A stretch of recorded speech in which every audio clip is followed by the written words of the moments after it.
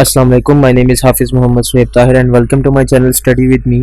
ये हमारी सीरीज़ का दूसरा लेक्चर है और उसका पार्ट 1 है बायोलॉजिकल मॉलिक्यूल्स के हवाले से। तो शुरू करते हैं। बायोकेमिस्ट्री की सबसे पहले डेफिनेशन है। बायोकेमिस्ट्री का मतलब क्या है बेटा? ये एक ब्रांच है बायोलॉजी की या इंटरडिसिप्लिनरी साइंस कह लें, जिसका रिलेशन किसके साथ है? बायो का रिलेशन केमिस्ट्री के साथ। Biochemistry, bio for living things, chemistry आपको केमिकल रिएक्शंस से पता चलेगा कि बायोकेमिस्ट्री क्या होगी बेटा। द ब्रांच ऑफ जो है biology that deal with the study of biochemical process, जो बायोकेमिकल प्रोसेस से रिलेटेड होगी, जो स्टडी होगी, जो लिविंग थिंग्स के अंदर बायोकेमिकल रिएक्शंस होते हैं, उनको हम क्या कहेंगे बेटा? उनकी स्टडी को बायोकेमिस्ट्री कहा जाएगा। अब इसके अंदर सबसे पहले मेजर टर्म हमारे पास आती है मेटाबॉलिज्म। जितने भी बायोमॉलिक्यूल्स हैं उन्हें कलेक्टिवली क्या कहते हैं? मेटाबॉलिज्म। कि एक लिविंग ऑर्गेनिज्म के अंदर अगर कोई रिएक्शन हो रहा है, कोई केमिकल रिएक्शन टेक प्लेस कर रहा है, तो उसे हम कलेक्टिवली क्या कहेंगे? मेटाबॉलिज्म। मेटाबॉलिज्म बेटा दो तरह के होते हैं, या तो चीज़ें तोड़ी जा रही होंगी या फिर जोड़ी जा रही होंगी। अगर चीज़ें तोड़ी जा रही होंगी तो कैटाबॉलिज्म होगा, और अगर चीज़ें जोड़ी जा रही होंगी तो एनाबॉलिज्म होगा। अगर कैटाबॉलिज्म है तो ये ऐसा मेटाबॉलिज्म है जिसके अंदर आपको कम्प्लेक्स केमिकल किसमें तोड़े जा रहे होंगे? सिंपल सब्सटेंसेस के अंदर तोड़े जा रहे होंगे। जब चीज़ों को तोड़ा जाएगा, चीज़ों को तोड़ने के दौरान बेटा बहुत सारी एनर्जी क्या होगी? रिलीज होगी। इस प्रोसेस को हम क्या कहेंगे? कैटाबॉलिज्म। इस तरीके से एनाबॉलिज्म के अंदर भी क्या होगा? एनाबॉलिज्म के अंदर आप यहाँ पर देखें, कम्प्लेक्स चीज़ों को तोड़कर आपने सिंपल चीज़ें बनाई। यहाँ पर सिंपल चीज़ों को आप जोड़कर क्या करेंगे? कम्प्लेक्स चीज़ें, कम्प्लेक्स स्ट्रक्चर बनाएंगे। इस प्रोसेस को बेटा हम क्या कहेंगे? एनाबॉलिज्म। एनाबॉलिज्म भी बेसिकली क्या है? मेटाबॉलिज्म की टाइप है, क्योंकि तमाम के तमाम बायोकेमिकल रिएक्शन को हम क्या कहते हैं? मेटाबॉलिज्म। चीज़ें जोड़ी जा रही हो तो एनाबॉलिज्म, अगर चीज़ें तोड़ी जा रही हो, जिनको ब्रेक डाउन हो रही हो, तो उसे हम क्या कहेंगे? कैटाबॉलिज्म। ये दोनों के दोनों ही रिडॉक्स रिएक्शन होते हैं बेटा। रिडॉक्स रिएक्शन क्या होती है? ऐसे रिएक्शन जिनमें ऑक्सीडेशन और reduction at a time take place होती है। इसके लिए आपको डिटेल में इंशाल्लाह लेक्चर नंबर 11 के अंदर आपको मिल जाएगा। आई थिंक 11 है, बायोएनर्जेटिक्स वाला। उसके अंदर आपको इस रिडॉक्स रिएक्शन की डिटेल मिल जाएगी। इसी तरीके से हमारे पास अगर हम बात करते हैं बेटा केमिकल क्लासिफिकेशन की, अगर हम बात करें कि जितने भी लिविंग ऑर्गेनिज्म हैं उनके अंदर दो मेन जो है वो क्लासिफिकेशन आपको नजर आएगी। या तो उनके ऑर्गेनिक कंपोनेंट्स होंगे या फिर इनऑर्गेनिक कंपोनेंट्स होंगे। ऑर्गेनिक कंपोनेंट्स हमेशा कार्बन, हाइड्रोजन के बने होते हैं या फिर उनके डेरिवेटिव्स होते हैं, जबकि इनऑर्गेनिक कंपोनेंट्स ऐसे कंपोनेंट्स होते हैं जो कि बेसिकली इनऑर्गेनिक कंपाउंड्स के बने होते हैं। अगर हम ऑर्गेनिक कंपोनेंट्स की बात करते हैं तो उनमें जो मेजर है वो क्या है? कार्बोहाइड्रेट्स। लफ्ज क्या है? कार्बन। कार्बो फॉर कार्बन से है, हाइड्रेट का मतलब वाटर, यानी कि हाइड्रेटेड कार्बन। कि कार्बन के साथ अगर आप H2O लगा देंगे तो ये कार्बोहाइड्रेट के लिए बन जाएगा। इस तरीके से बेटा प्रोटीन, प्रोटीन लफ्ज प्राइमियोस से निकला है जिसका मतलब है प्राइम इंपॉर्टेंस। इस तरीके से विटामिन्स, विटामिन्स भी जरूरी होते हैं। और इस तरीके से लिपिड्स, ये सारे के सारे क्या हैं? ऑर्गेनिक कंपोनेंट हैं लिविंग ऑर्गेनिज्म के। अगर हम बात करते हैं इनऑर्गेनिक कंपोनेंट की, तो इनऑर्गेनिक कंपोनेंट की अगर हम बात करें तो उसके अंदर सबसे पहला इंपॉर्टेंट इंग्रेडिएंट है वाटर। इसी तरीके से कार्बन डाइऑक्साइड, इसी तरीके से बेटा ऑक्सीजन, एसिड्स, डिफरेंट किस्म की बेस और साल्ट्स, ये सारे के सारे इनऑर्गेनिक कंपोनेंट्स हैं।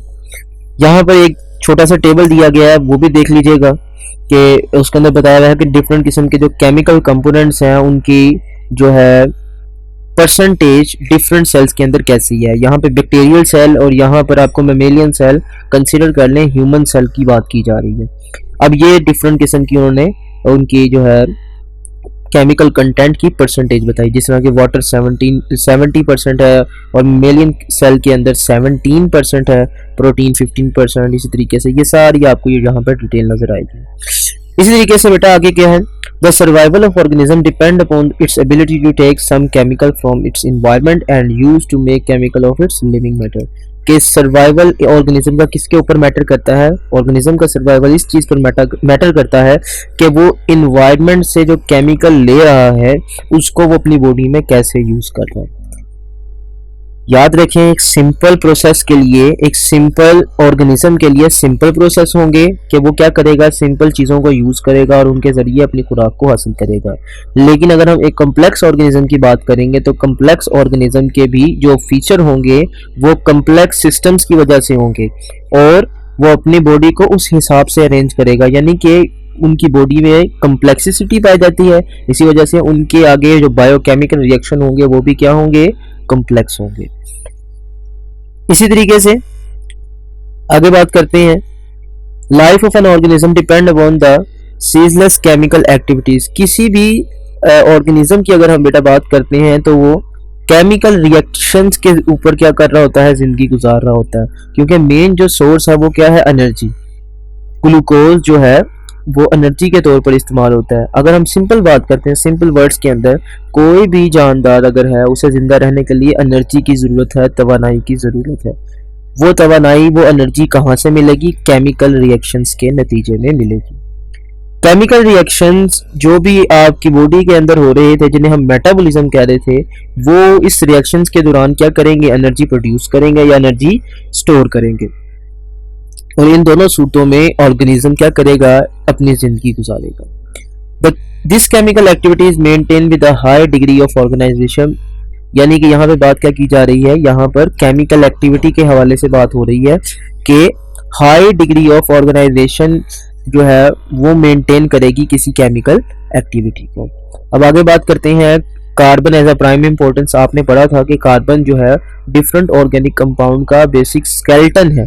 इसी तरीके से बायोमॉलिक्यूल का भी, क्योंकि मोस्टली जो बायोमॉलिक्यूल्स हैं वो ज़्यादातर ऑर्गेनिक कंपाउंड्स के बने हुए हैं। इसी वजह से जो कार्बन है बेसिकली उनकी क्या है, एक बैकबोन है, रीढ़ की हड्डी की तरह काम करती है, आपके जो है वर्टिब्रल कॉलम की तरह काम करती है। स्केलेटन है बेसिकली कार्बन ऑर्गेनिक कंपाउंड के लिए। अब कार्बन की बात करते हैं बेटा, कार्बन क्या है, basic structural unit of all organic compounds. तमाम के तमाम ऑर्गेनिक कंपाउंड किससे मिलकर बने हैं, कार्बन से मिलकर बने हैं। It plays a central role in biomolecules. ये सेंट्रल रोल प्ले करता है बेटा किनके अंदर, बायोमॉलिक्यूल्स के अंदर। इन्हें बैकबोन कंसीडर किया जाता है, रीढ़ की हड्डी, कमर की हड्डी कंसीडर किया जाता है इसको, कार्बन को, बायोमॉलिक्यूल्स की ऑर्गेनाइजेशन के अंदर। अब बायोमॉलिक्यूल्स के कुछ फीचर हैं बेटा, उनके अंदर जो सबसे इंपॉर्टेंट है वो कार्बन है और इसके हवाले से कार्बन के फीचर बताए गए हैं। सबसे पहले tetravalent atom. Tetravalent, tetra four 4, valent valency से याद रखें। टेट्रावैलेंट 4 वैलेंसी रखने वाला एलिमेंट, यानी कि ये एट अ टाइम 4 बॉन्ड बना सकता है, 4 केमिकल बॉन्ड बना सकता है। इंशाल्लाह इसकी डिटेल आप केमिस्ट्री में देखेंगे, कोवलेंट कंपाउंड्स किस तरीके से बनते हैं। तो टेट्रावैलेंट जो कार्बन है वो एक टेट्रावैलेंट है, यानी कि वो 4 केमिकल बॉन्ड या कोवलेंट बॉन्ड बना सकता है। इसकी इलेक्ट्रॉनिक कॉन्फ़िगरेशन बेटा ये है, क्योंकि इसका जो एटॉमिक नंबर होता है वो होता है 6, तो 1s2 2s2 2p2। लेकिन एक्साइटेड स्टेट के अंदर ये अपने इलेक्ट्रॉन को p ऑर्बिटल में क्या कर लेता है, शिफ्ट कर लेता है, जिसकी वजह से इसका हर एक ऑर्बिटल क्या हो जाता है, बेसिकली ज्यादा एक्साइट हो जाता है बॉन्ड बनाने के लिए, 4 हाइड्रोजन बॉन्ड बना सकता है। सिंपल वैलेंस शेल की अगर हम बात करें तो आपको नजर आएगा कि वैलेंस शेल के अंदर, जो कि सेकंड वैलेंस शेल है, उसके अंदर आपको 4 इलेक्ट्रॉन नजर आएंगे जो कि क्या कर सकते हैं, 4 बॉन्ड बना सकते हैं। तो कार्बन टेट्रावैलेंट है बेटा, ठीक है। इसी वजह से ये क्या कर सकता है, 4 डिफरेंट एलिमेंट से बॉन्ड बना सकता है। इसके अलावा जो 4 डिफरेंट किस्म के बॉन्ड्स हैं वो 3 डायमेंशनली अरेंज होते हैं, जिसकी वजह से कॉम्प्लिकेटेड जो है वो सेलुलर स्ट्रक्चर और कंपार्टमेंट्स बनते हैं बेटा कार्बन की इस टेट्रावैलेंसी के फीचर की वजह से। अब बात करते हैं टेट्राहेड्रल स्ट्रक्चर। बेटा टेट्राहेड्रल स्ट्रक्चर क्या होता है, ऐसा स्ट्रक्चर है, ऐसी 3 डायमेंशनल रेगुलर सिमेट्री है बेसिकली कार्बन की, कि कार्बन क्या करता है, 3 डायमेंशनली अपने चारों के चारों एलिमेंट्स को इस तरीके से अरेंज करता है कि हर एक एलिमेंट जो उसके साथ जुड़ा होता है, हर एक एटम जो बेसिकली उसके साथ जुड़ा होता है, वो मैक्सिमम डिस्टेंस के साथ विद मिनिमम रिपल्जन के साथ मौजूद होता है। इंशाल्लाह इसे केमिस्ट्री के अंदर आप मेरे ख्याल में विस्पर थ्योरी है, उसके अंदर आप डिटेल से इसे देखेंगे।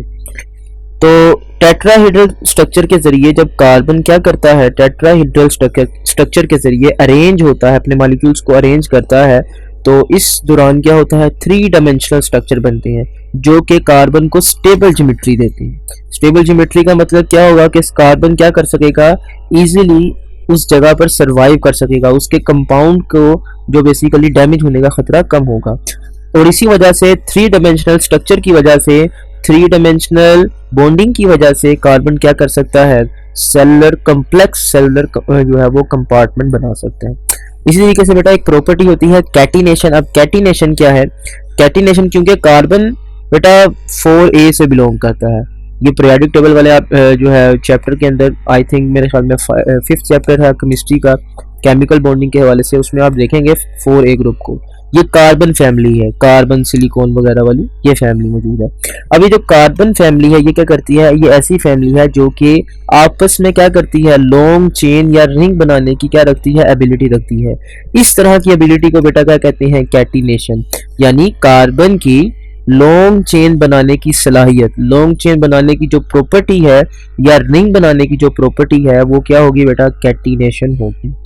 इसी वजह से कार्बन क्या कर सकता है, दूसरे कार्बन से अटैच हो सकता है और डिफरेंट किस्म के बायो ऑर्गेनिक कंपाउंड्स तैयार कर सकता है। अब चेन की ओरिएंटेशन देखें बेटा, चेन की ओरिएंटेशन, अब कैटिनेशन तो वो मेन प्रॉपर्टी थी ना कि कैटिनेशन के अंदर क्या करेगा, एक कार्बन दूसरे कार्बन से जुड़ेगा और लॉन्ग चेन या रिंग बनाएगा।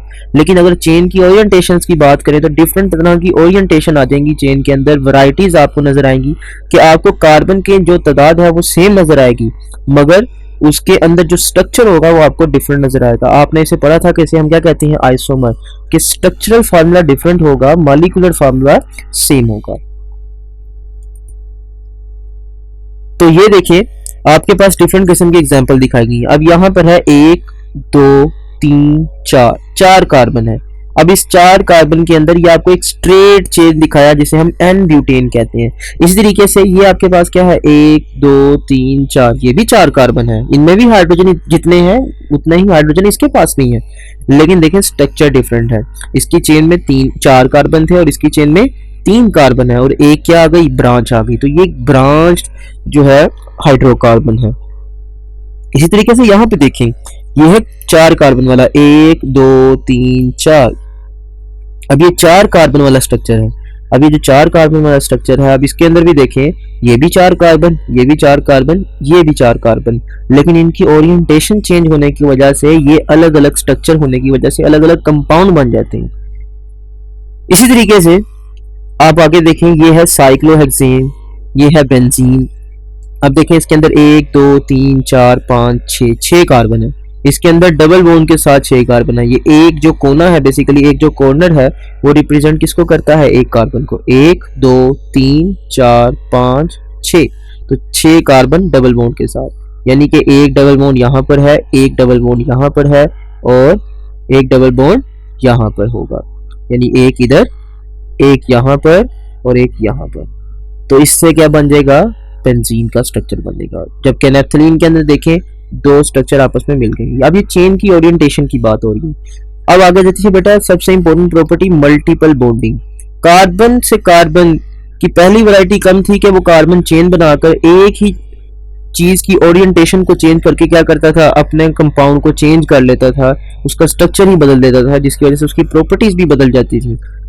अब यहाँ पर एक और फीचर नया आ गया कि कार्बन कार्बन के साथ तो रहेगा लेकिन उसके साथ साथ क्या करेगा, डबल और ट्रिपल बॉन्ड की भी सलाहियत शो करेगा।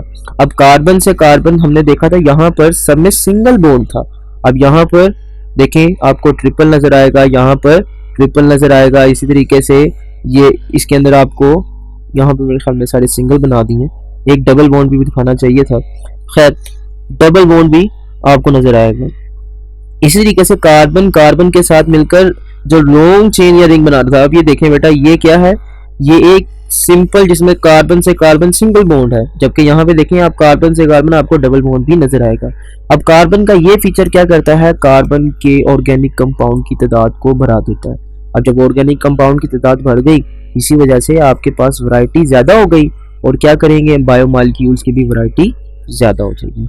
अब कार्बन से कार्बन बॉन्ड स्ट्रेंथ की अगर हम बेटा बात करें तो कार्बन का जो साइज है वो 17 पिकोमीटर है। अगर आपने फिजिक्स का 9th चैप्टर पढ़ा होता, उसका 9th क्लास का पहला चैप्टर, तो उसके अंदर आपको प्रीफिक्सेस का बताया गया था, या फिर अगर फर्स्ट ईयर की अगर हम बात करें तो फर्स्ट ईयर की फिजिक्स के अंदर भी आपको पहला चैप्टर जो है उसका नजर आएगा, उसमें भी प्रीफिक्सेस के हवाले से बात की गई है।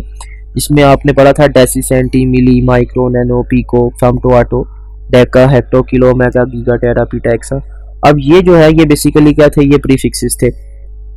अब कार्बन का जो साइज है वो तकरीबन 77 पिकोमीटर है। देखिए बहुत ही स्मॉल साइज है, बहुत ही छोटा, जिसकी वजह से कार्बन क्या करता है, कार्बन के साथ जब दूसरे कार्बन के साथ जब बॉन्ड बनाता है तो बहुत ज़्यादा एनर्जी को क्या कर लेता है, स्टोर कर लेता है। अब बहुत ज़्यादा एनर्जी को स्टोर करने की वजह से कार्बन की ये जो प्रॉपर्टी है बेसिकली किस लिए यूज़ होती है, ये बेसिकली डिफरेंट किस्म के कंपाउंड्स को जो है जब तोड़ा जा रहा होता है, जो उसके तरफ से एनर्जी रिलीज हो रही होती है, तो उसको स्टोर करने के लिए कार्बन से कार्बन बॉन्ड का इस्तेमाल किया जाता है। और इस तरीके से जब कार्बन से कार्बन बॉन्ड को हमने क्या किया, उसके अंदर एनर्जी को स्टोर कर दिया, तो हमने जब हमें एनर्जी चाहिए होगी तो हम क्या करेंगे, कार्बन से कार्बन बॉन्ड तोड़कर एनर्जी वो हासिल भी कर लेंगे।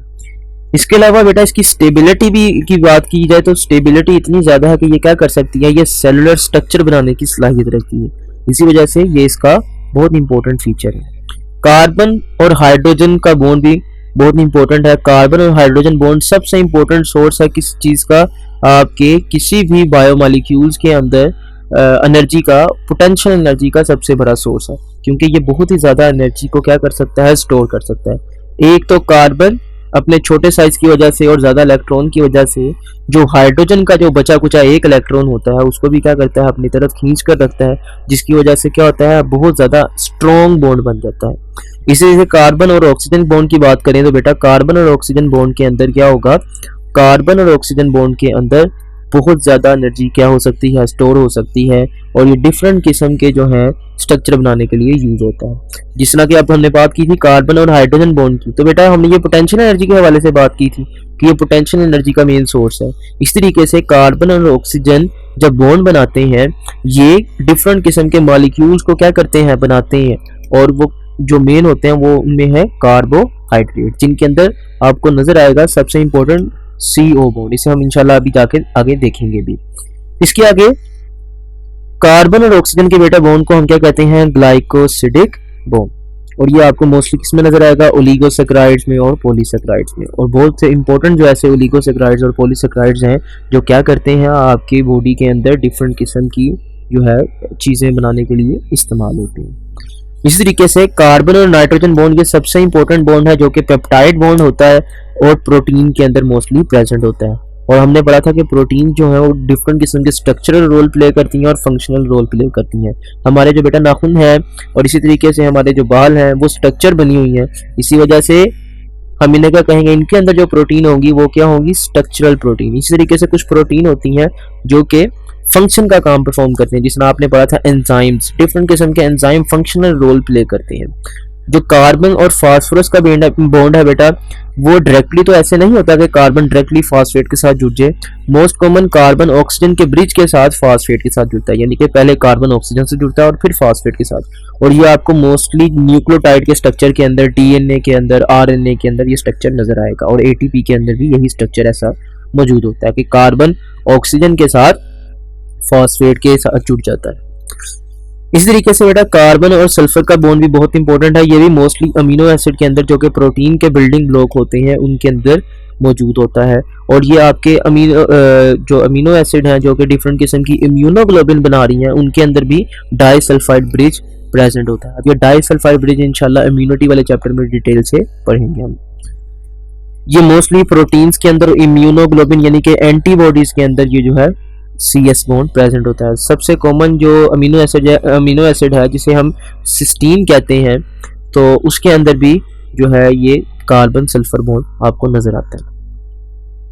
इस तरीके से आगे बात करते हैं स्मॉल ऑर्गेनिक मॉलिक्यूल्स की। स्मॉल ऑर्गेनिक मॉलिक्यूल्स बेटा ऐसे मॉलिक्यूल हैं जिनका मॉलिक्यूलर वेट वो ज्यादा नहीं होता, ठीक हो गया। स्मॉल मॉलिक्यूल जैसे कि glucose, amino acid, fatty acid, ये बेटा सारे के सारे क्या हैं, ये आपके सोर्स ऑफ एनर्जी के तौर पर एक्ट करते हैं। और ये सब यूनिट होते हैं बेटा किसके, मैक्रो मॉलिक्यूल्स के। जिस तरह की अगर हम बात करेंगे, बहुत सारे ग्लूकोज मिल जाएंगे तो वो ग्लाइकोजन बना देंगे, बहुत सारे ग्लूकोज मिल जाएंगे तो वो सेलुलोज बना देंगे। इस तरह से डिफरेंट किस्म के स्ट्रक्चर बनेंगे।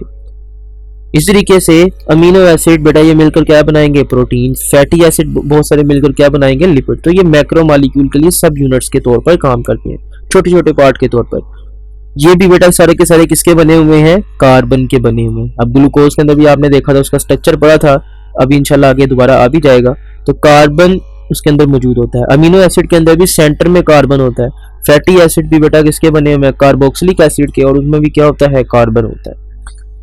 Small unstable molecule act as a source of energy like ATP. बहुत से छोटे जो मॉलिक्यूल्स होते हैं जो कि एनर्जी के तौर पर काम करते हैं, और वो भी बेटा किसके बने हुए हैं, कार्बन के बने हुए हैं। इंशाल्लाह हम आगे डिटेल के साथ, जो इस वाले लेक्चर में तो नहीं, खैर इंशाल्लाह अगले वाले यानी कि जो सेकंड पार्ट होगा उसके अंदर इंशाल्लाह जरूर देखेंगे एटीपी का स्ट्रक्चर के हवाले से।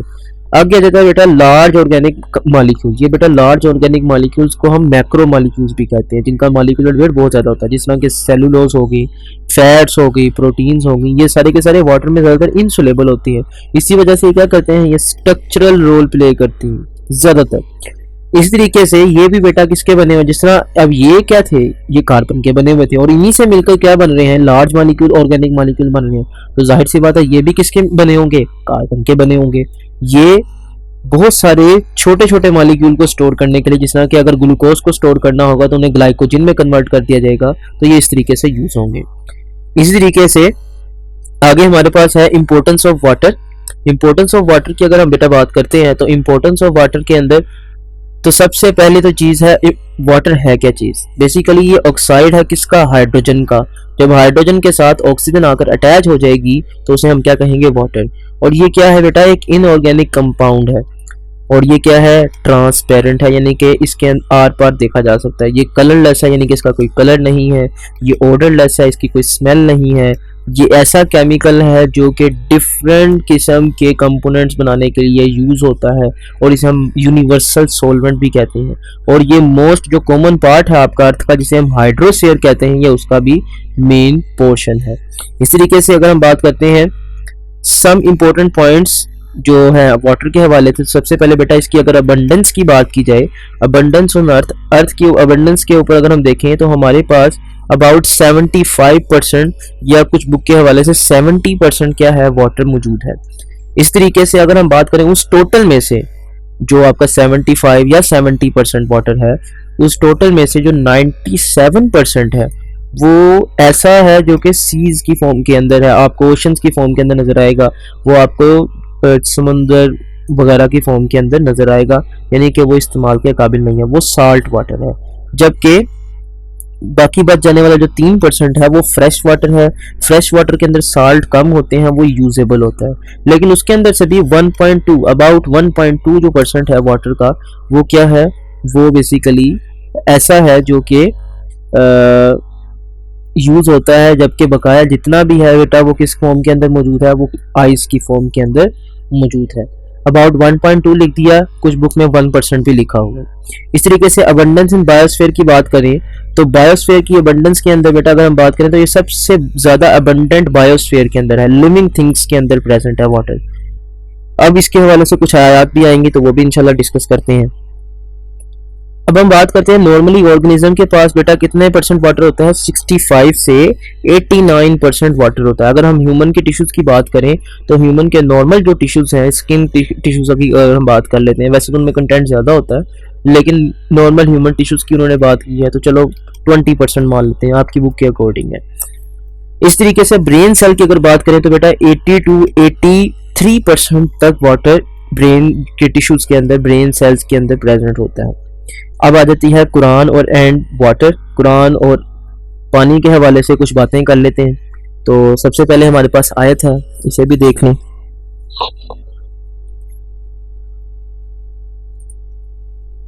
अवलम यरल्लज़ीना कफ़रू अन्नस्समावाति वल अर्ज़ कानता रत्कन फफ़तक़नाहुमा वजअलना मिनल माइ कुल्ल शैइन हय्य अफ़ला युमिनून। तो सबसे पहले पहली आयत, अवलम यरल्लज़ीना कफ़रू, क्या ये काफिर नहीं देखते, अन्नस्समावाति वल अर्ज़, कि जो आसमान और ज़मीन है कानता रतकन, पहले ये एक ही थे, फफतकनाहुमा, फिर हमने इन दोनों को अलग कर दिया, वजअलना मिनल माइ कुल्ल शैइन हई, वजअलना, और फिर हमने जला बख्शा किसको, पानी से, तमाम के तमाम जिंदा चीज़ों को, अफला युमिनून, क्या ये अब भी ईमान नहीं लाते। अगली आयत, वल्लाहु खलक़ कुल्ल दाब्बतिन मिम्मा फमिनहुम मन यमशी अला बत्निहि वमिनहुम मन यमशी अला रिजलैन वमिनहुम मन यमशी अला अर्बअ यख्लुकुल्लाहु मा यशा इन्नल्लाहा अला कुल्लि शैइन क़दीर।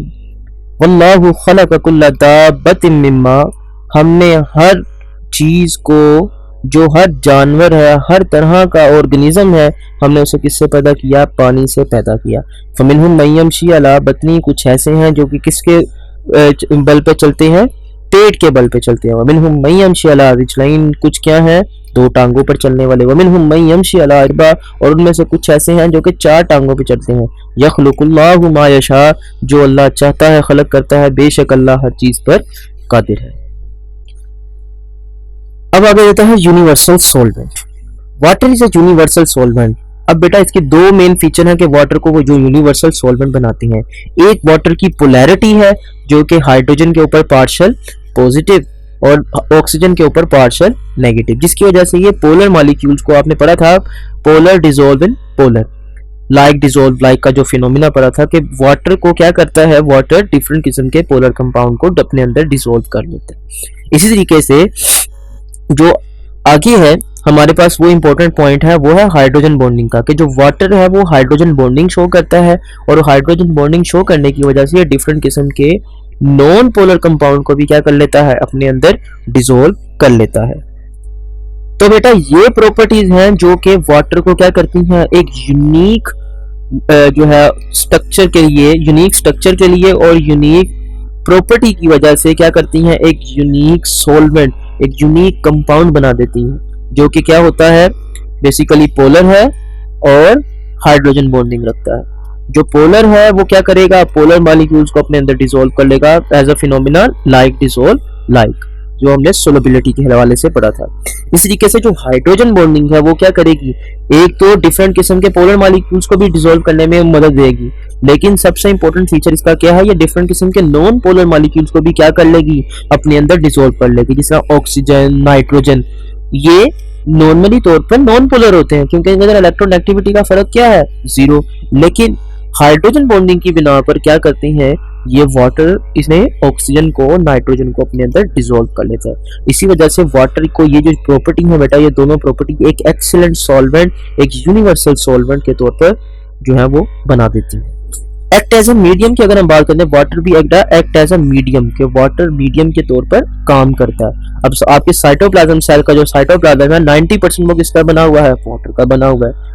ये किस वजह से है, क्योंकि वाटर क्या कर रहा है, एक एक्सीलेंट मीडियम के तौर पर काम कर रहा है, जहां पर डिफरेंट किस्म के केमिकल रिएक्शन मौजूद है, यानी कि केमिकल रिएक्शन हो रहे हैं।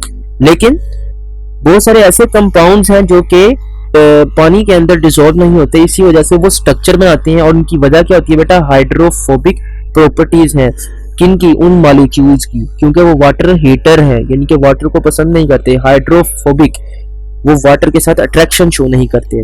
Properties like lipids, like lipids, protein, lipid और प्रोटीन बड़ा डिफरेंट किस्म के स्ट्रक्चर्स बनाने के लिए इस्तेमाल होते हैं। इस तरीके से आगे हमारे पास है बायो एनर्जेटिक्स। बायो एनर्जेटिक्स की अगर हम बात करें तो बेटा, due to ability of being a medium, water क्योंकि एक मीडियम के तौर पर काम करता है, ये डिफरेंट किस्म के बायो एनर्जेटिक्स प्रोसेस के अंदर, जिस ऐसे प्रोसेस जिनके अंदर जो है लिविंग थिंग्स के अंदर जब एनर्जी चेंज होता है तो उन्हें हम क्या कहते हैं, बायो एनर्जेटिकल प्रोसेस या सिंपल बायो केमिकल प्रोसेस। तो ये उनके अंदर बेसिकली क्या कर रहा है, काम कर रहा है, कौन कर रहा है, water. It also take part in chemical reaction like for the formation of ATP। जब ATP बेटा बनता है तो उस दौरान क्या होता है, ADP बाइंड, ये गलती से लिख दिया गया, ADP बेटा किसके साथ बाइंड करता है, फॉस्फेट के साथ बाइंड करता है, और वाटर क्या होता है, मॉलिक्यूल रिलीज होता है। बेसिकली एटीपी के साथ वाटर बाइंड नहीं कर रहा होता है, एटीपी के साथ फॉस्फेट बाइंड कर रहा होता है और जो वाटर है वो रिलीज हो रहा होता है। ये छोटी सी गलती है, ये ठीक कर लीजिएगा। और क्या बनता है, एटीपी का एक स्ट्रक्चर बनता है और एटीपी का जो स्ट्रक्चर बना है उसके अंदर जो था पहले वाटर मौजूद था और वाटर अब स्प्लिट आउट हो चुका है, क्योंकि एटीपी और फॉस्फेट जब आपस में मिलेंगे तो वाटर रिलीज होगा। इस प्रोसेस को हम कहेंगे हाइड्रोलिसिस। हाइड्रोलिसिस का मतलब क्या होता है, वाटर की मौजूदगी में टूटना या वाटर का स्प्लिटिंग ऑफ वाटर की भी सिंपल अगर हम वर्ड में बात करें। Biomolecular kinetics. बायोमोलिकुलर काइनेटिक्स का मतलब क्या है कि डिफरेंट किस्म के जो कंपाउंड्स हैं जिनके पास H और OH ग्रुप मौजूद होता है, वो डिफरेंट किस्म के केमिकल रिएक्शंस के अंदर जब आपस में क्या करते हैं, मिलते हैं, तो OH ग्रुप रिलीज हो जाता है, H ग्रुप भी रिलीज हो जाता है और दोनों मिलकर क्या बना देते हैं, वाटर बना देते हैं और डिफरेंट किस्म के बॉन्ड फॉर्म होते हैं। हमने पढ़ा था पीछे कार्बन ऑक्सीजन का बॉन्ड बनता है, कार्बन और सल्फर का बॉन्ड बनता है, डिफरेंट किस्म के इस तरीके से प्रोडक्ट जो बनते हैं। अब पेप्टाइड बॉन्ड इंशाल्लाह आगे जाके देखेंगे। ग्लाइकोसिडिक बॉन्ड है, एस्टर बॉन्ड है, ये बेटा ऐसे बॉन्ड है जो कि वाटर के उनसे टूटने पर बनते हैं। ठीक हो गया। इसी तरीके से वाटर हाइड्रोलिसिस के लिए भी काम है, जिसका कि मैंने भी आपको बता दिया। इसके अलावा बेटा स्पेसिफिक हीट कैपेसिटी और heat capacity of water. Water की हीट कैपेसिटी की सबसे पहले डेफिनेशन सुन ले कि जो वाटर की हीट कैपेसिटी है बेटा क्या है, द अमाउंट ऑफ एनर्जी के वो एनर्जी की मिकदार है जो कि 1 डिग्री या 1 केल्विन टेम्परेचर किसी गिवन मैस का इंक्रीज करवाने के लिए क्या चाहिए होती है, हमें चाहिए होती है। हम अगर वाटर का सिर्फ 1 किलो ये फर्ज कर लें आपके पास 1 किलो जो है मैस है, 1 किलो या फिर सिंपल वर्ड में अगर हम बात करते हैं 1 लीटर आपके पास वाटर मौजूद है। अब उसका आप टेम्परेचर 1 डिग्री बनाना चाहते हैं तो जितनी एनर्जी आपको रिक्वायर्ड होगी वो क्या होगी, उसकी हीट कैपेसिटी। अब स्पेसिफिक हीट कैपेसिटी क्या होती है, ये स्पेसिफिक हीट कैपेसिटी सिर्फ 1 kg के लिहाज से देखी जाती है।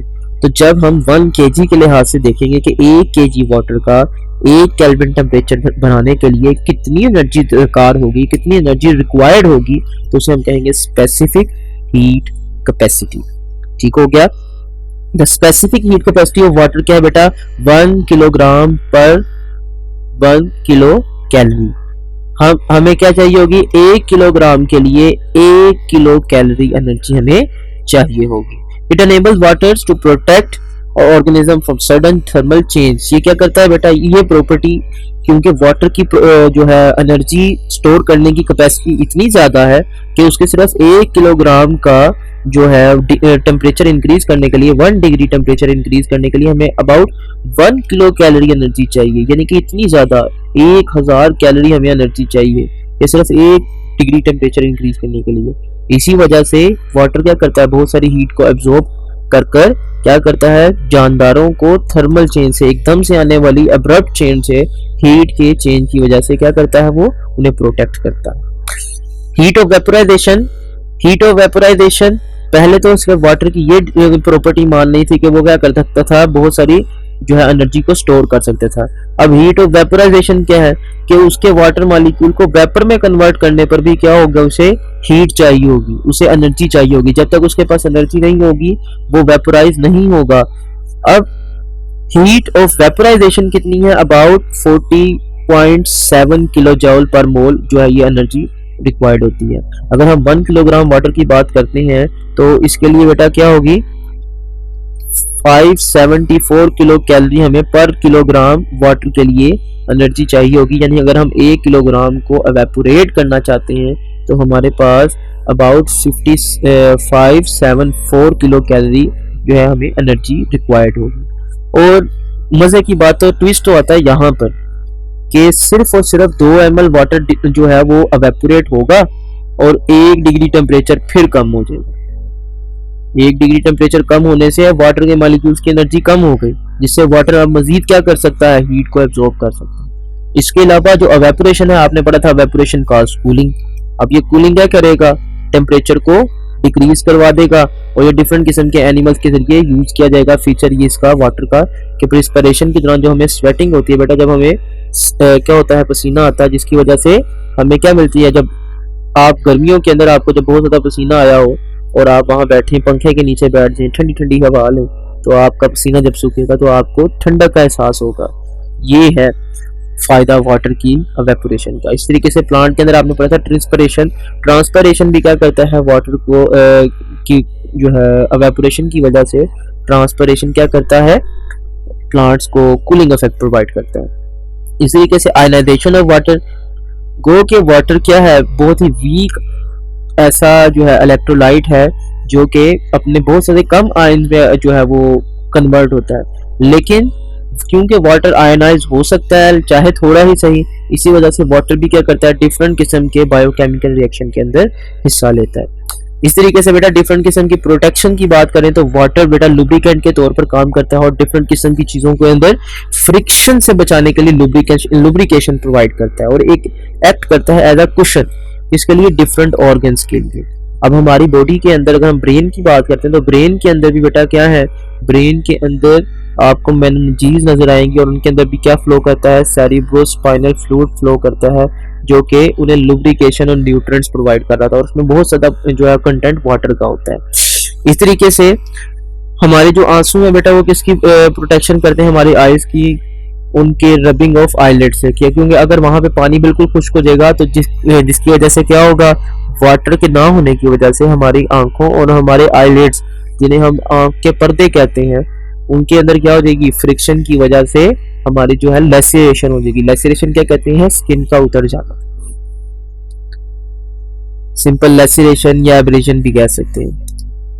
बेसिकली लेसरेशन में डीप वाउंड चले जाते हैं, लेकिन खैर सर्जिकल टॉपिक के हवाले से जस्ट आप ये याद रखें कि स्किन की जो है वो लेयर डैमेज हो सकती है। अब आ जाता है आगे इंपॉर्टेंट चीज है वो है कार्बोहाइड्रेट। कार्बोहाइड्रेट का बेटा मतलब क्या है, हाइड्रेटेड कार्बन। कार्बो मतलब कार्बन से है, हाइड्रेट मतलब वाटर का मॉलिक्यूल। जब वाटर का मॉलिक्यूल H2O कार्बन से अटैच हो जाएगा तो उसे हम क्या कहेंगे, कार्बोहाइड्रेट कहेंगे। कार्बोहाइड्रेट क्या है, इन्हें हम एक और नाम से जानते हैं जिन्हें हम क्या कहते हैं, सैकराइड। सैकराइड बेटा किस वर्ड से लिया गया है, एक ग्रीक वर्ड से जिसे हम क्या कहते हैं, सैकरोन। और सैकरोन का मानी क्या होता है बेटा, शुगर। शुगर सैकरोन बेसिकली उसका जो ओरिजिन है बेसिकली ये है सैकरोन, जिसका मीनिंग होता है बेटा स्वीट इन टेस्ट। इसी वजह से उनका नाम क्या रख दिया गया, sugar. They are main source of energy for living organism. ये डिफरेंट लिविंग ऑर्गेनिज्म के लिए क्या करते हैं बेटा, एक एनर्जी के तौर पर काम करते हैं, क्योंकि इनके पास डिफरेंट हाइड्रोजन के साथ कार्बन बॉन्ड मौजूद होते हैं। अब केमिकल डेफिनेशन अगर हम बात करें तो केमिकली जो कार्बोहाइड्रेट्स होते हैं वो पॉलीहाइड्रोक्सी एल्डिहाइड होते हैं या पॉलीहाइड्रोक्सी कीटोन होते हैं। अब पॉलीहाइड्रोक्सी एल्डिहाइड का क्या मतलब है, पॉलीहाइड्रोक्सी एल्डिहाइड का मतलब है पॉली फॉर बहुत सारे, हाइड्रोक्सी मतलब हाइड्रोक्साइल ग्रुप होंगे और साथ में एल्डिहाइड, एल्डिहाइड ग्रुप क्या होगा, उनका फंक्शनल ग्रुप होगा, या कीटोन क्या होगा, उनका फंक्शनल ग्रुप होगा। अब ये इंशाल्लाह भी आगे जाके देखेंगे, ये स्ट्रक्चर जब आएंगे मैं आपको बताऊंगा एल्डिहाइड ग्रुप कौन सा है और जो कीटोन ग्रुप है वो कौन सा है। इनका बेटा जनरल फार्मूला क्या है, CxH2O। मैंने कहा था कार्बन के साथ अगर आप वाटर ऐड कर देंगे तो क्या हम कहेंगे इसे, कार्बोहाइड्रेट। कार्बन की तादाद वेरी कर सकती है और वाटर की तादाद भी वेरी कर सकती है। X जो बेटा है कार्बन की अगर हम बात करें तो कार्बन हमेशा 3 से शुरू होगा, 3 से नीचे कार्बोहाइड्रेट नहीं एग्जिस्ट करते। एट लीस्ट 3 कार्बन होंगे, 3 से जितने मर्जी बढ़ाकर हजारों तक जा सकते हैं, लेकिन 3 से नीचे नहीं होंगे। अब मेन सोर्सेज की अगर हम बात करते हैं, द मेन सोर्सेज जो है वो कार्बोहाइड्रेट्स के are given plants, green plants. बेटा green plants starch, cellulose, different किस्म की दालें, सीरियल्स वगैरह, गन्ना जिसे हम कहते हैं शुगर केन, आपके बहुत सारे फल, बहुत सारे जो है दालें या बेसिकली बीज जिन्हें हम कह लें। इस तरीके से बेटा स्टेम ट्यूबर जिसना आपने पढ़ा था, पोटैटो होता है, रूट ट्यूबर जिस तरह के शुगर बीट वगैरह, ये किसका सोर्स होती है, बेसिकली कार्बोहाइड्रेट्स का सोर्स होती है। अब कार्बोहाइड्रेट्स के इंपॉर्टेंस की बात करते हैं, they play structural and functional role in organism. ये क्या करते हैं, स्ट्रक्चरल और फंक्शनल रोल प्ले करते हैं किसके अंदर, ऑर्गेनिज्म की बॉडी के अंदर, क्योंकि ये आपकी बॉडी के अंदर मोस्टली जो यूज हो रहे थे वो एनर्जी के लिए यूज हो रहे थे, इसी वजह से इसका नाम क्या रख दिया गया, फंक्शनल रोल। लेकिन स्ट्रक्चरल रोल क्या है बेटा, स्ट्रक्चर के तौर पर कि डिफरेंट किस्म के जो स्ट्रक्चर्स हैं उनके अंदर भी कार्बोहाइड्रेट यूज हो रहे हैं, जिस तरह के आरएनए, आरएनए में क्या होती है, राइबोज होती है, वो एक कार्बोहाइड्रेट है। डीएनए के अंदर डीऑक्सीराइबोज होती है, वो भी क्या है, कार्बोहाइड्रेट है। इस तरीके से ग्लाइकोलिपिड बनाया जाता है, ये इसके अंदर भी कार्बोहाइड्रेट को मिलाया जाता है लिपिड के साथ। एक बनाया जाता है ग्लाइकोप्रोटीन, लफ्ज क्या है, ग्लाइको, ग्लाइको फॉर ग्लूकोज या सिंपल कार्बोहाइड्रेट याद रखें। जब प्रोटीन के साथ ग्लूकोज वगैरह को मिलाया जाएगा या कार्बोहाइड्रेट वगैरह को मिलाया जाएगा तो क्या बनेगा, ग्लाइको प्रोटीन बनेगा। अब आगे देखें, they form extracellular matrix in plants, animals and bacterial cell. तो ये डिफरेंट किस्म के प्लांट्स में, एनिमल्स में या बैक्टीरिया में क्या बनाते हैं, सेलुलर मैट्रिक्स बनाते हैं, ठीक है। They involve in the formation of conjugated molecules, जब डिफरेंट किस्म के कॉन्जुगेट मॉलिक्यूल बनाने के लिए इस्तेमाल होते हैं। कॉन्जुगेट मॉलिक्यूल क्या होते हैं बेटा, ये ऐसे मॉलिक्यूल्स होते हैं जिनके अंदर दो डिफरेंट किस्म के जो ऑर्गेनिक कंपाउंड्स हैं वो आपस में जुड़ जाते हैं। जैसे कि ग्लाइकोलिपिड में कार्बोहाइड्रेट और लिपिड जुड़ गए, ग्लाइकोप्रोटीन के अंदर जो प्रोटीन थी वो कार्बोहाइड्रेट के साथ जुड़ गई। अब बात करते हैं क्लासिफिकेशन की। कार्बोहाइड्रेट की क्लासिफिकेशन, मैंने अभी आपको कहा था ये क्या होंगे, पॉलीहाइड्रोक्सी एल्डिहाइड होंगे या पॉलीहाइड्रोक्सी कीटोन होंगे। अब उसी हवाले से क्लासिफिकेशन है। सबसे पहले याद रखें जिनके एंड पर क्या होगा, OSE, OSE, वो क्या होंगी, शुगर होंगी। अब एल्डोज, एल्डोज का मतलब है कि इनके पास एल्डिहाइड फंक्शनल ग्रुप होगा और ये क्या होंगी, एक शुगर होंगी। तो ऐसे कार्बोहाइड्रेट जिनके पास एल्डिहाइड फंक्शनल ग्रुप के तौर पर हो, जिसका फार्मूला क्या होता है, CHO, यानी कार्बन ऑक्सीजन के साथ और हाइड्रोजन के साथ मिला होता है, इसे हम कहते हैं एल्डिहाइड ग्रुप। जिनके पास फंक्शनल ग्रुप के तौर पर एल्डिहाइड मौजूद होगा उसे हम क्या कहेंगे, एल्डोज कहेंगे। इसी तरीके से कीटोज होती हैं, कीटोज के अंदर जो फंक्शनल ग्रुप होगा वो मेन क्या होगा, कार्बन का ऑक्सीजन के साथ मेन फंक्शनल ग्रुप जिसे हम कीटो ग्रुप कहते हैं वो मौजूद होगा। अब ये देखो, ये कार्बन था, ये कार्बन था, दरमियान में देखें इस कार्बन के साथ डबल बॉन्ड, तो ये क्या है आपका एक कीटोज का जो है वो ग्रुप है, कीटोन ग्रुप है, कीटो ग्रुप है। अब ये कीटो ग्रुप क्यों नहीं है, इसके साथ भी तो कार्बन के साथ डबल बॉन्ड है, लेकिन याद रखें बेटा कीटो ग्रुप के लिए दोनों तरफ कार्बन का होना जरूरी है। अगर एक तरफ भी हाइड्रोजन होगा तो वो एल्डिहाइड बन जाएगा, ठीक है। अगर दोनों तरफ कार्बन होगा तो क्या बन जाएगा, कीटोन बन जाएगा। तो ऐसे शुगर जिनमें एल्डिहाइड होगा एल्डोस, ऐसे शुगर जिनमें कीटोन ग्रुप होगा कीटोस। मिसाल के तौर पर बेटा अगर हम बात करें ग्लूकोज, राइबोस, ये सारे के सारे क्या है, एल्डोस हैं। इस तरीके से बेटा फ्रुक्टोज, डाइहाइड्रोक्सी एसीटोन, रुबलोज, इस तरीके से इस तरीके से डिफरेंट किस्म के मेरे ख्याल में राइबोलोज और जाइलुलोज वो भी क्या है बेटा, कीटोज ग्रुप में जो है वो शुगर है। ऑन द बेसिस ऑफ सब यूनिट्स, बेटा अगर हम सब यूनिट्स की बात करते हैं तो कार्बोहाइड्रेट मोस्टली क्या होते हैं, मोनोसैकेराइड। फिर इस तरीके से आगे आपके ओलिगोसैकेराइड्स आएंगे, आई थिंक यहाँ पर कहीं करके मेरे ख्याल में पेज शायद मिसिंग है, शायद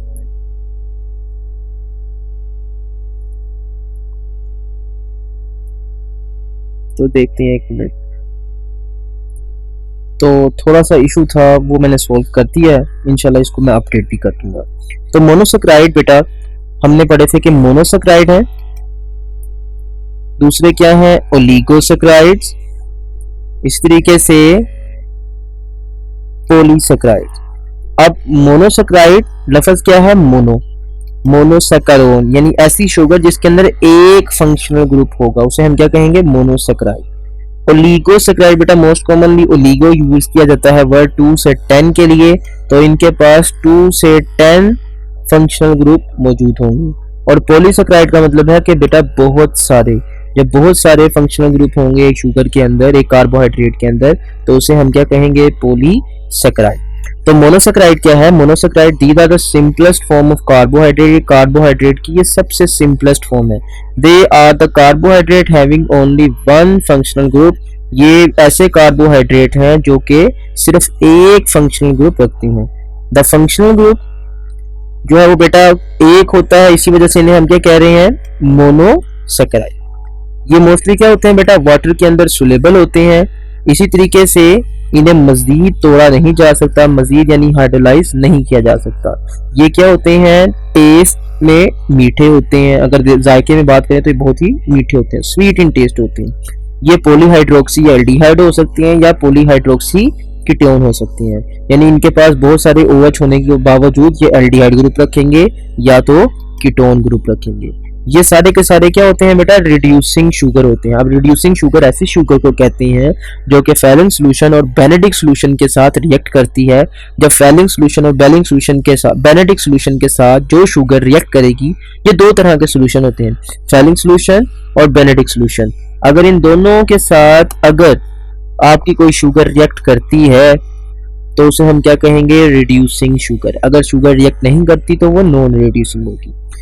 मोनोसैकेराइड ही आगे मजीद डिवाइड किए गए हैं, डिफरेंट किस्म के क्लासीफाई उनको किया गया है उनके डिफरेंट किस्म के जो है नंबर ऑफ कार्बन की बिना पर। तो अगर हम बात करते हैं ट्रायोस की, तो ट्रायोस लफ्ज ट्राई से याद रखें, ट्राई फॉर तीन, ओस मतलब ऐसी शुगर जिसके अंदर 3 कार्बन मौजूद होंगे।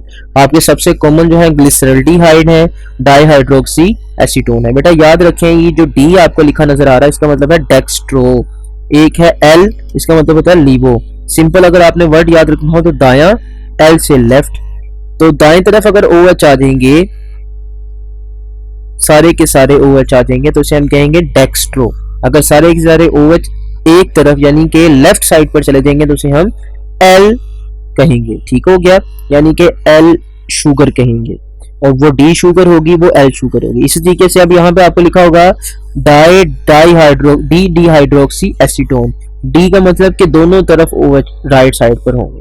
इस तरीके से ये एल के अंदर आप देखें तो दोनों तरफ आपको लेफ्ट साइड पर नजर आएंगे। अब यहाँ पर देखें ये बेटा क्या है, एक एल्डोज शुगर है, क्योंकि इसमें एक कार्बन उसके साथ O लेकिन आगे कोई कार्बन नहीं जुड़ा, तो ये क्या होगा, एक एल्डोज शुगर। लेकिन यहाँ पर देखें ये भी एक एल्डोज शुगर है। इसी तरीके से यहाँ पर देखें बेटा दोनों कार्बन, दोनों तरफ कार्बन, कोई हाइड्रोजन नहीं, लेकिन साथ क्या है बेटा, डबल बॉन्ड O। तो इसी तरीके से इसमें देखें ये कार्बन, ये कार्बन, ये कार्बन, ये कार्बन, ये वाला जो कार्बन है बेसिकली 2 डिफरेंट कार्बन से जुड़ा है, हाइड्रोजन से नहीं जुड़ा होगा। और सामने क्या है बेटा, डबल बॉन्ड O, तो इसे हम क्या कहेंगे, कीटो ग्रुप, कीटोन ग्रुप है। इसी वजह से ये क्या होगा, ये आपकी एक ट्राइओस जो कि कीटोज होगी, यानी कि एक ऐसी शुगर जिसमें कीटोन ग्रुप होता है। बेटा ऐसे कार्बोहाइड्रेट जिनके अंदर एक फंक्शनल ग्रुप हो और वो 4 कार्बन रखते हैं उन्हें हम क्या कहेंगे, टेट्रोज। अभी जो टेट्रोज हैं ये रेयर होते हैं, मोस्टली जो है बैक्टीरिया वगैरह के अंदर पाए जाती हैं। इसके अलावा डिफरेंट किस्म के जो प्लांट्स हैं ये इंटरमीडिएट प्रोडक्ट बनाते हैं आपके उसके अंदर, खास तौर पर कैल्विन साइकिल के अंदर ये प्रोडक्ट बनते हैं, अरिथ्रोज, अरिथ्रोलोज। अच्छा बेटा देखो ये लफ्ज है अरिथ्रोज, D4 सारे जो OH होंगे वो दाईं तरफ होंगे, L4 वो लेफ्ट साइड पर होंगे, ये भी क्या है, अरिथ्रोज है। अब यहाँ पर देखें आपको जो है वो एल्डिहाइड ग्रुप नजर आएगा, और यहाँ पर देखेंगे तो आपको क्या नजर आएगा, एक कीटोन ग्रुप नजर आएगा। इस तरीके से बेटा पेंटोज होंगे, पेंटोज 5 कार्बन वाले होते हैं, बहुत कॉमन होते हैं ये नेचर के अंदर, और ये बिल्डिंग ब्लॉक बेटा किसके होते हैं, डिफरेंट किस्म के कंपाउंड्स के, जैसे कि DNA की बात करें मोस्ट कॉमन इनके अंदर क्या है, राइबोस। इस तरीके से बेटा हेक्सोस होते हैं, ये भी बहुत कॉमन है हेक्सोस, और ये कितने कार्बन रखते हैं बेटा, 6 कार्बन रखते हैं, और इसी वजह से इन्हें हम क्या कहते हैं, हेक्सोस, हेक्सा 4 6, ठीक है, 6 कार्बन इनके पास होते हैं। और इनमें भी बहुत सारे एल्डोज होते हैं और कीटोज होते हैं। मोस्ट कॉमन जो ग्लूकोज है और फ्रक्टोज है। जो ग्लूकोज है वो क्या है, वो एक एल्डोज है, यानी कि उसके पास एल्डिहाइड है, और जो फ्रक्टोज है वो एक कीटोज है जिसके पास कीटोन ग्रुप मौजूद है। इस तरीके से हेप्टोज होते हैं, ये भी बहुत रेयर होते हैं नेचर के अंदर, लेकिन एग्जिस्ट करते हैं, 7 कार्बन वाले, जिस तरह के ग्लूको हेप्टोज। इस तरीके से डीआल्ट्रो हेप्टोलोज, ये भी क्या है, आपके कार्बोहाइड्रेट की एग्जांपल है। याद रखिए मोस्ट कॉमन जो बेटा मोनोसैकेराइड होते हैं वो स्टेबल होते हैं एक्वस मीडियम के अंदर, क्योंकि ये क्या करते हैं, रिंग बना देते हैं। जब वो रिंग बनाते हैं, अल्फा रिंग उसे कहते हैं, अगर OH ग्रुप आपका ऊपर की तरफ हो, ठीक हो गया, सॉरी OH नीचे की तरफ हो, हाइड्रोजन ऊपर की तरफ हो, तो उसे हम क्या कहेंगे बेटा, अल्फा रिंग कहेंगे। इसी तरीके से एक बीटा रिंग होता है। बीटा रिंग ऐसा रिंग होता है जिसके अंदर आपका OH जो है वो ऊपर की तरफ आ जाए और जो H हो वो नीचे की तरफ चले जाए। अगर आपको यहाँ पर डायग्राम में समझाऊं तो यहाँ पर डायग्राम में इजीली आपको नजर आ सकता है। ये देखें, यहाँ पर राइबोस जो था वो जैसे ही वाटर के अंदर हमने उसे ऐड किया तो उसने क्या कर लिया, फौरन ही रिंग स्ट्रक्चर बना लिया। होता क्या है, ये कार्बन बेंट होता है ऑक्सीजन के साथ, यहाँ से चौथे कार्बन से जो है घूम कर वो स्ट्रक्चर इस ऑक्सीजन के साथ जुड़ जाता है। तो यहाँ पर आपको नजर आएगा 1 2 3 4 और 5वां कार्बन बाहर आ गया। तो चौथे कार्बन से घूमकर क्या कर लेता है, वो ऑक्सीजन के साथ स्ट्रक्चर बनाता है, जिसे हम क्या कहते हैं, रिंग स्ट्रक्चर। अब यहाँ पर अगर आप देखेंगे, यहाँ पर आपको नजर आएगा कि जो पहले कार्बन पे देखें तो पहले कार्बन पर OH नीचे की तरफ है और इस वाले पर OH ऊपर की तरफ। अगर OH नीचे की तरफ होगा तो बेटा OH नीचे की तरफ होने का मतलब क्या है, ये क्या है, एक अल्फा रिंग है। और अगर OH ऊपर की तरफ होगा तो इसे हम क्या कहेंगे, बीटा रिंग कहेंगे। ठीक हो गया। इसी तरीके से अगर हम बात करते हैं डिफरेंट किस्म के और शुगर की, तो मोस्ट कॉमन आपका ग्लूकोज भी क्या करता है, रिंग स्ट्रक्चर बनाता है। अगर थोड़ा सा मैं बैक स्पेस में ले आऊं तो यहाँ पर आपको नजर आएगा ग्लूकोज का भी रिंग स्ट्रक्चर ये मौजूद है। अब यहाँ पर ये देखें, रिंग स्ट्रक्चर में यहाँ पर क्या होगा बेटा, रिंग स्ट्रक्चर के दौरान ये जो पहला कार्बन है इसके ऑक्सीजन के साथ 5वें कार्बन वाला यहाँ से रोटेट करते हुए क्या करेगा, इसके साथ आकर अटैच हो जाएगा। देखें यहाँ पर देखें, ये आपको बनते हुए दिखाया भी गया। ये जो पहला कार्बन था ये था डबल बॉन्ड O। इस तरीके से यहाँ पर देखें, ये इस तरीके से आपको अरेंजमेंट दिखाई जा रही है। ठीक हो गया। उसके बाद ये अरेंजमेंट यहाँ से जो है वो H रिलीज होगा। ये H रिलीज होगा तो यानी यहाँ पर बॉन्ड बन जाएगा और एक H जो है वो यहाँ पर आकर ऐड हो जाएगा। अगर O ऑक्सीजन के साथ यहाँ पर क्या होता है, अटैच हो जाता है, वो नीचे की तरफ होता है तो इसे हम अल्फा रिंग कहेंगे। और अगर OH ऊपर की तरफ चला जाता है तो हम क्या कहेंगे, बीटा रिंग कहेंगे। ठीक है। तो ग्लूकोज है, ये आपका डी ग्लूकोज है। अगर हम बात करते हैं डी ग्लूकोज अगर अल्फा रिंग बनाता है तो उसे हम क्या कहेंगे, अल्फा डी ग्लूकोज।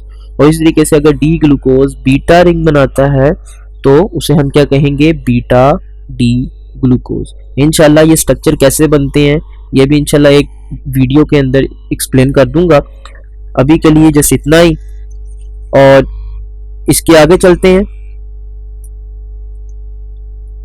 हमारे पास है बेटा ओलिगोसैकेराइड्स। अब ओलिगोसैकेराइड्स क्या है, मैंने कहा था आपको, ऐसे शुगर ऐसे कार्बोहाइड्रेट जो क्या करते हैं, ज्यादा से ज्यादा 10 और कम से कम 2 फंक्शनल ग्रुप जो है वो रखते हैं। ज्यादा से ज्यादा 10 फंक्शनल ग्रुप रखेंगे और कम से कम 2 फंक्शनल ग्रुप रखेंगे ओलिगोसैकेराइड। अब इनकी सिंपल प्रॉपर्टीज की बात करें, जिस तरह कि हमने कहा था मोनोसैकेराइड, इन्हें हाइड्रोलाइज नहीं किया जा सकता क्योंकि इनके पास एक ही फंक्शनल ग्रुप था। अब इन्हें क्या किया जा सकता है, इन्हें हाइड्रोलाइज किया जा सकता है। जिनके पास 2 फंक्शनल ग्रुप होंगे वो 2 मोनोसैकेराइड देंगे टूटकर। जिनके पास 3 फंक्शनल ग्रुप होंगे वो 3 मोनोसैकेराइड देंगे। जिनके पास 10 होंगे वो 10 मोनोसैकेराइड यूनिट देंगे। ठीक हो गया। इस तरीके से ये भी क्या होते हैं, स्वीट इन टेस्ट होते हैं, मोस्टली वाटर में सोल्यूबल होते हैं, क्रिस्टलाइन सॉलिड होते हैं और ज्यादातर रिड्यूसिंग होते हैं, सिवाय सुक्रोज के। अगर सुक्रोज की बात करें तो बेटा वो नॉन रिड्यूसिंग होता है। अब ये रिड्यूसिंग और नॉन रिड्यूसिंग का कंसेप्ट मैंने बताया था, ये दोबारा से आ गया। बेनेडिक्ट सॉल्यूशन और फेलिंग सॉल्यूशन के साथ या फेलिंग रिएजेंट के साथ अगर तो आपकी शुगर प्रेसिपिटेशन रिएक्शन शो करती है तो आपकी शुगर रिड्यूसिंग होगी। अगर रिएक्शन नहीं होता तो शुगर क्या होगी, नॉन रिड्यूसिंग होगी। ऑल कॉमन डाइसैकेराइड वो सारे के सारे बेटा क्या है, रिड्यूसिंग है, सिवाय एक के, और वो कौन है, सुक्रोज। ठीक हो गया। पॉलीसैकेराइड्स जो होते हैं ज्यादातर क्या होते हैं, नॉन रिड्यूसिंग होते हैं। सिंपल डाइसैकेराइड की एग्जांपल दी गई है। आप यहाँ पर देखें, डाइसैकेराइड के अंदर आपको एक बॉन्ड बना नजर आएगा, यानी कि एक जो है आपको मोनोसैकेराइड दूसरे मोनोसैकेराइड के साथ जुड़ता हुआ नजर आएगा। अब ये रिएक्शन कैसे होते हैं ये भी इंशाल्लाह एक्सप्लेन करेंगे एक अलग वीडियो में, जिसके अंदर हम स्ट्रक्चर देखेंगे, उसी के अंदर वीडियो को भी जो है उसके रिएक्शन को भी, ग्लाइकोसिडिक बॉन्ड को भी डिटेल से देखेंगे। अब अगर हम सिंपल वर्ड में बात करते हैं, ग्लूकोज प्लस ग्लूकोज, ग्लूकोज और ग्लूकोज आपस में मिलते हैं तो क्या बनाते हैं, माल्टोज। ग्लूकोज और फ्रुक्टोज मिलते हैं तो बेटा क्या बनाते हैं, सुक्रोज, जो हमारी मोस्टली चीनी यूज होती है घरों में। इस तरीके से ग्लूकोज और गैलेक्टोज जब आपस में मिलते हैं तो क्या बनाते हैं, लैक्टोज। ठीक है। और एक ट्राइसेक्राइड है जिसका नाम है रेफिनोज। ये ट्राइसेक्राइड है जो कि 3 कार्बोहाइड्रेट से मिलकर बनती है। 3 कार्बोहाइड्रेट यानी 3 मोनोसेक्राइड से मिलकर बनती है। आगे जाते हैं बेटा पॉलीसेक्राइड। तो पॉलीसेक्राइड की बात करें तो पॉलीसेक्राइड में क्या है, स्टार्च, सेलुलोज और ग्लाइकोजन। तो सबसे पहले हमारे पास क्या है, कैरेक्टरिस्टिक्स। कार्बोहाइड्रेट्स बेटा ये क्या होते हैं, बहुत कॉम्प्लेक्स होते हैं, मोस्टली क्या होते हैं, टेस्टलेस होते हैं और क्या होते हैं, नॉन रिड्यूसिंग होते हैं और नॉन क्रिस्टलाइन होते हैं, वाटर में डिसॉल्व नहीं हो पाते और इनकी ब्रांच्ड फॉर्म होती है। क्या स्ट्रक्चर के अंदर मोस्टली स्ट्रेट के साथ साथ ब्रांच भी मौजूद होती है। Most common starch, cellulose, dextrin, agar, pectin, ये डिफरेंट किस्म के नाम लिखे हैं, काइटिन, ग्लाइकोजन, ये सारे के सारे बेटा डिफरेंट किस्म के पॉलीसेक्राइड हैं। सबसे पहले हमारे पास स्टार्च है। तो बेटा स्टार्च सबसे कॉमन पॉलीसेक्राइड है जो कि तकरीबन तमाम प्लांट्स के अंदर पाया जाता है। इनका जो मोनोमर होता है जिससे ये स्टार्च मिलकर बनी होती है वो बेसिकली क्या होता है, alpha D glucose. Alpha D glucose, D4 यानी कि एक ऐसा ग्लूकोज जिसके दाहिनी तरफ, दाएं तरफ क्या होंगे, सारे के सारे OH मौजूद होंगे और अल्फा जब वो रिंग बनाएगा, रिंग की फॉर्म के अंदर OH नीचे आएगा तो इसे हम कहेंगे अल्फा डी ग्लूकोज। अब इसकी स्टार्च की बेटा 2 डिफरेंट टाइप्स होती हैं। एक होती है अमाइलोज। अमाइलोज ऐसी फॉर्म होती है जो कि अनब्रांच होती है, यानी कि उसके अंदर आपको जो है ब्रांच नजर नहीं आएगी और उनके अंदर जो मोस्टली जो बॉन्ड होता है 1,4 ग्लाइकोसिडिक बॉन्ड होता है। इस तरीके से ये ग्लाइकोसिडिक बॉन्ड आगे आपको डेफिनेशन मिल भी जाएगी, आगे हम जब पढ़ेंगे तो सब वो भी देख लेंगे। इस तरीके से बेटा अगर हम स्टार्च की बात करें तो ये क्या करती है, ब्लू कर देती है आयोडीन के साथ और ये ज्यादातर हॉट वाटर में, गर्म पानी के अंदर सोल्यूबल होती है। अमाइलोपेक्टिन की अगर हम बात करें तो बेटा ये क्या है, ब्रांच्ड फॉर्म है। ब्रांच्ड फॉर्म होने की वजह से इसके पास 2 जो है वो स्ट्रक्चर होते हैं, 2 बेसिकली ग्लाइकोसिडिक बॉन्ड रखता है ये, 1,4 भी और 1,6 भी। यानी कि 1,4 यानी पहला कार्बन चौथे कार्बन के साथ अटैच होगा और इसमें पहला कार्बन 6वें कार्बन के साथ अटैच होगा, जिससे क्या बनेंगे, स्ट्रक्चर और लीनियर चेन और ब्रांच चेन बनेगी। अब ये मोस्टली क्या करता है, ये वायलेट कलर देता है किसके साथ, ये था ब्लू कलर दे रहा था और ये वायलेट कलर देगा किसके साथ, आयोडीन के साथ। ज्यादा फर्क नहीं होता, आपको लगते तो सेम ही कलर है लेकिन इनमें बहुत डिफरेंस होता है। It is insoluble in hot water and cold water.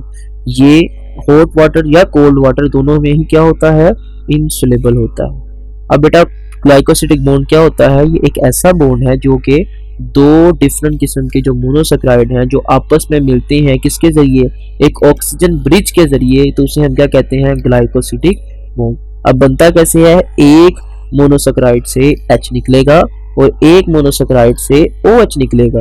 ये सिंपल एक कार्बोहाइड्रेट से H निकलेगा और दूसरे कार्बोहाइड्रेट से OH निकलेगा, वाटर रिलीज होगा और वहां पर कार्बन का ऑक्सीजन के साथ बॉन्ड बन जाएगा, जिसे हम क्या कहेंगे, ग्लाइकोसिडिक बॉन्ड।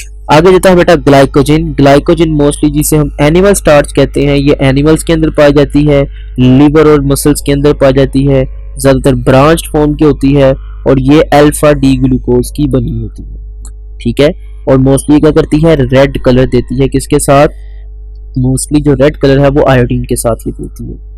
अगर हम इसे तोड़ेंगे इसको ग्लाइकोजन, क्योंकि ग्लाइकोजन किसकी बनी थी, अल्फा डी ग्लूकोज की, इसी वजह से हमें क्या मिलेंगे, तोड़ने पर ग्लूकोज मिलेंगे, कौन से, अल्फा डी ग्लूकोज। इस तरीके से बेटा आगे सेलुलोज है। सेलुलोज क्या है, इट फाउंड इन प्लांट, ये ज्यादातर प्लांट्स के अंदर पाई जाती है। कॉटन जो रुई है बेटा वो मोस्ट कॉमन फॉर्म है किसकी, सेलुलोज की। It is form by repeating unit of beta D glucose. जो सेलुलोज है वो किसकी बनी हुई है, बीटा डी ग्लूकोज, यानी कि इसका O ऊपर की तरफ, OH ऊपर की तरफ और जो H है वो नीचे की तरफ होगा, जबकि सेलुलोज जो है वो आयोडीन के साथ कोई कलर नहीं देती। आगे हमारे पास देता है cellulose can not be digest. Cellulose को डाइजेस्ट नहीं किया जा सकता, क्योंकि हमारी बॉडी के अंदर इसको तोड़ने के लिए एंजाइम सेलुलेज मौजूद नहीं है, लेकिन ज़्यादातर हर्बीवोरस के पास भी ये एंजाइम मौजूद होता है। इसी वजह से वो क्या कर सकते हैं, इजीली इनको डाइजेस्ट कर सकते हैं। और डिफरेंट किस्म के जो बैक्टीरिया हैं वो उनके इंटेस्टाइन के अंदर रहते हैं, वो भी ये एंजाइम बनाते हैं और इसके साथ साथ उनको भी क्या करती है, हेल्प आउट होती है डाइजेशन के अंदर। 1 ग्राम बेटा जो ग्लूकोज है वो अबाउट 71.76 किलो कैलोरी एनर्जी रखता है। इस तरीके से 1 किलोग्राम जो ग्लूकोज है, इस तरीके से अगर हम बात करें तो 71,760 किलो कैलोरी एनर्जी जो है, 71,760 किलो कैलोरी एनर्जी वो रखता है। इस तरीके से हमारे अगर बॉडी की बात करें तो हमारा नॉर्मली जो ब्लड है उसके अंदर अबाउट 0.08% क्या होता है, ग्लूकोज होता है। इंशाल्लाह ये तो था हमारा आज का टॉपिक। अगले लेक्चर के अंदर हम लिपिड्स और उसके आगे सारी डिटेल प्रोटीन्स वगैरह के हवाले से ये सारी देखेंगे। रिएक्शन जो मेरे ख्याल में यहाँ पर जो आपको ग्लाइकोसिडिक बॉन्ड था वो इंशाल्लाह एक सेपरेट वीडियो में अलग से समझाएंगे कि किस तरीके से जो है वो बॉन्ड बनता है और किस तरीके से ये रिंग स्ट्रक्चर बनाने हैं, और फिर आपको सिखाएंगे कि किस तरीके से 1 2 का 4 करना है, 4 2 का 1 करना है। तो इंशाल्लाह जब मौका आएगा तो ये भी बताएंगे। तब तक के लिए अल्लाह हाफिज़।